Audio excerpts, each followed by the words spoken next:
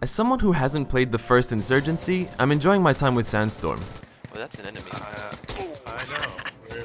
One of the more prolific features to the game is the realism. It's inspired by modern day warfare and has one of the fastest times to kill an enemy I've seen in a shooter. That's on top of the fact the recoil can be hard to manage if you're not careful. Also, magazines aren't magic like in most games, so if you tap the reload button to switch out that half-empty mag, it will stay half-empty in your rotation and it might come back to haunt you at some point.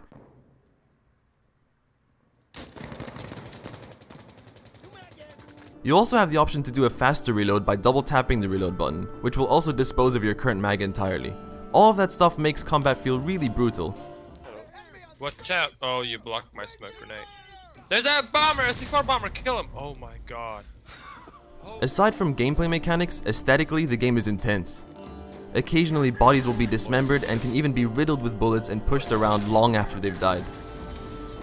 This is boosted by the sound design, which can be very immersive, complemented by intense voice acting.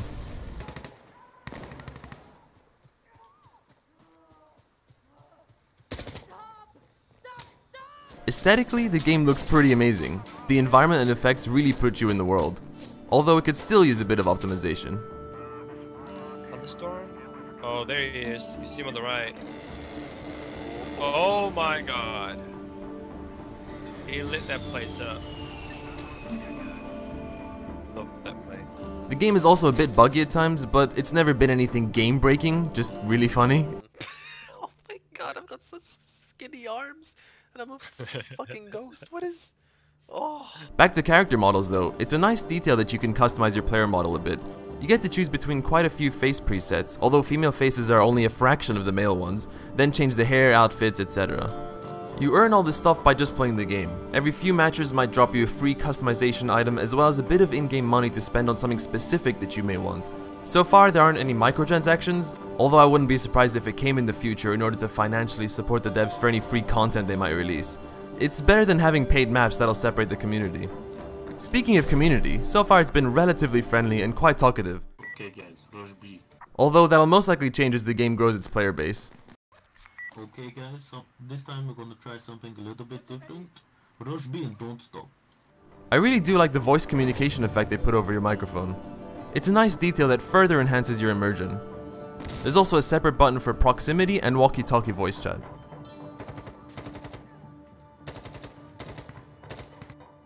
The game also allows you to choose your playstyle. There's a decent number of guns to choose from, and each one has quite a few attachments. Many different sights for different distances, laser sights, tracer rounds, drum mags, heavy armor, etc. The game stops you from going overboard by assigning you a certain number of tokens to use. Depending on the usefulness of the weapon or attachment you equip, they'll consume more of those tokens. So you'll need to think a little bit about what you take into a battle, but it's not that restrictive. You'll always pretty much be able to take what you want. On top of gun variety, the game has quite a few game modes to choose from as well. They don't feel that different, but it's still welcome. You'll have no trouble finding players in either PvP or PvE servers, as they provide different game modes and are both heavily enjoyed by different people. Oh. On the roof. He's dead, he's dead. Oh, there's more on the roof. There's You're more. alive. Yeah, it's clean. There's more! Got him. Holy crap, dude. In most game modes, you won't be respawning very often. You'll need to wait for your team to capture objectives. And if you couple that with a quick time to kill, most players will be encouraged to play more carefully than most games. Where's my teammate? Oh. Well, he's dead. You're all alone now. Ah, shit. That's not to say the game is super slow, because it can be played at a fast pace. There's an option to kick doors down, which is awesome. But it's A. It's the beginning. They change it. Right, okay. I think they do switch. It's not always the same. But you do still need to be careful, as friendly fire is turned on, so you can very easily take out your teammates. For the leaders out there is a commander role that can be taken by only one player per team. That role allows you to call in support if you're next to an observer.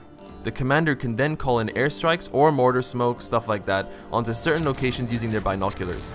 This requires a bit of teamwork, as someone playing the observer role needs to always be next to the commander. So I think some people like me will actually appreciate that. It's quite fun. You'll also find the occasional jeep with a mounted turret, which can be fun, but for the most part the combat is infantry based. Oh, there's another turret! Get the turret! Get him! He's dead, he's dead, he's dead. Oh. Overall though, there are a lot of details that make the game really fun and immersive. I think players who enjoy a slightly more realistic and hardcore shooter experience will get a kick out of this. So that's about it. If you want to pick up the game for yourself, there is a referral link in the description to buy the game from the Humble Bundle store. You'll still get a Steam key, but you also support my channel at the same time. But as always, thank you so much for watching. Please don't forget to like and share the video if you enjoyed it, subscribe if you're new, and I'll see you next time.